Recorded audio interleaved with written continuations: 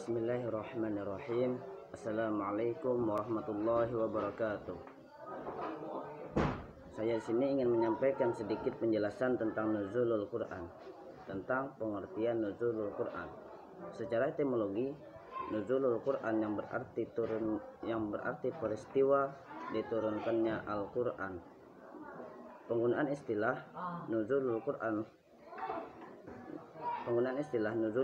yang bersifat majazi. Maksud dari bersifat majazi, mempermaklumkan Al-Quran dengan cara dan sarana yang dikehendaki oleh Allah Subhanahu wa Ta'ala, sehingga dapat diketahui di Lauhul Mahfuz dan diketahui di dalam hati suci baginda Muhammad sallallahu alaihi wasallam. Di dalam Al-Quran, nuzulul Quran juga terdapat dua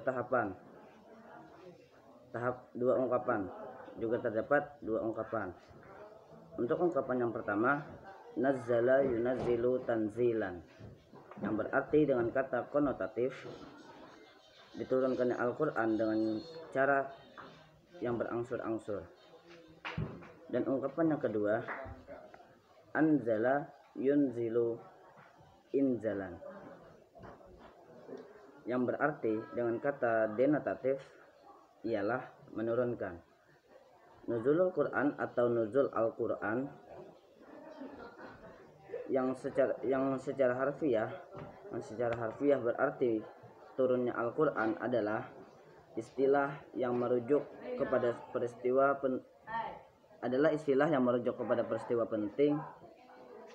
penting penurunan Al-Quran. Secara keseluruhan ialah diturunkannya Al-Quran dari Lauhul Mahfuz ke Baitul Izzah atau Sama'ud Dunya, yang berarti langit dunia. Ia menjelaskan dalam riwayatnya tersebut, nuzulul Quran atau nuzul Al-Quran tersebut terjadi dalam 3 tahapan.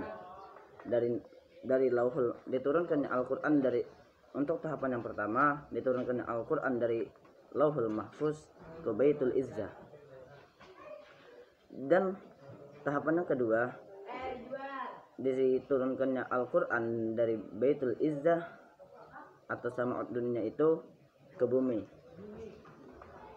Dan yang ketiga, diturunkannya Al-Quran dari Lauhul Mahfuz ke bumi itu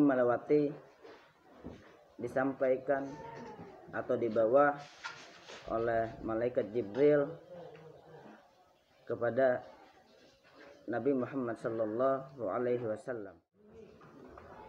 Dan yang ketiga, diturunkannya Al-Quran dari Lauhul Mahfuz ke bumi itu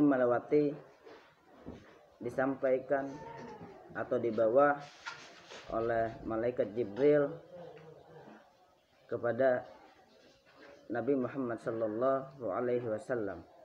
Assalamualaikum warahmatullahi wabarakatuh. Nama saya Muhammad Ridha Nafarin.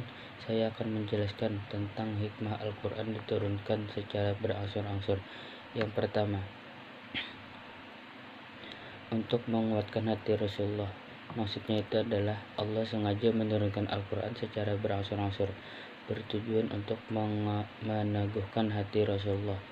Sebab wahyu turun secara bertahap menurut peristiwa, kondisi dan situasi yang mengiringinya tentu akan lebih kuat menancap dan terkesan di hati sang penerima wahyu tersebut, yakni Rasulullah SAW.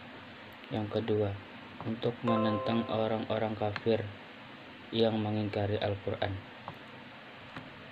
Penjelasannya itu adalah orang-orang kafir menganggap aneh jika kitab suci diturunkan secara berangsur-angsur. Kemudian Allah menentang mereka untuk membuat satu surat saja yang sebanding. Ternyata orang-orang kafir tersebut tidak sanggup membuatnya seperti Al-Quran, apalagi untuk membuat suatu kitab langsung jadi dan lengkap. Yang ketiga, supaya mudah dihafal dan dipahami. Penjelasannya yaitu turunnya Al-Quran secara berangsur-angsur sangat mudah manusia untuk menghafal serta memahami maknanya. Terlebih bagi yang buta huruf seperti orang Arab pada masa itu, sehingga hal ini membantu mereka menghafal serta memahami ayat-ayatnya. Para sahabat langsung dapat menghafalkannya dengan baik, memahami maknanya dan menerapkan dalam kehidupan sehari-hari. Itulah sebabnya Umar bin Khattab berkata. Yang keempat, agar orang mukmin antusias menerima Al-Quran dan giat mengamalkannya. Penjelasannya yaitu kaum muslimin memang menginginkan serta merindukan turunnya ayat-ayat Al-Quran, apalagi ketika memerlukan, karena ada peristiwa yang sangat menuntut penyelesaian wahyu, seperti halnya tentang ayat mengenai kabar bohong yang disebarkan oleh kaum munafik untuk memfitnah Bunda Aisyah, dan ayat-ayat tentang lain. Yang kelima, mengiringi kejadian di masyarakat secara bertahap dalam menetapkan suatu hukum. Penjelasannya yaitu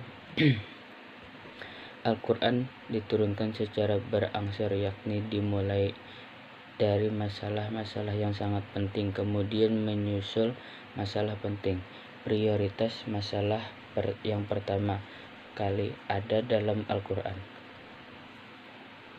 adalah tentang keimanan kepada Allah, malaikat, iman kepada kitabnya, para rasulnya, iman kepada hari kiamat, kebangkitan dari kubur, serta surga dan neraka. Dalil-dalil rasional turut mendukung dengan tujuan untuk mencabut kepercayaan jahiliyah yang sudah sekian lama menancap di hati orang musyrik. Lalu dalil tersebut juga digunakan untuk ditanami atau mengganti dengan benih-benih akidah Islamiyah. Begitulah Al-Quran diturunkan sesuai dengan kejadiannya, yang menggiring perjalanan jihad panjang kaum muslimin dalam perjuangan agama Allah di muka bumi ini. Sekian penjelasan dari saya. Semoga penjelasan ini dapat Bapak dengarkan dengan baik. Mohon maaf saya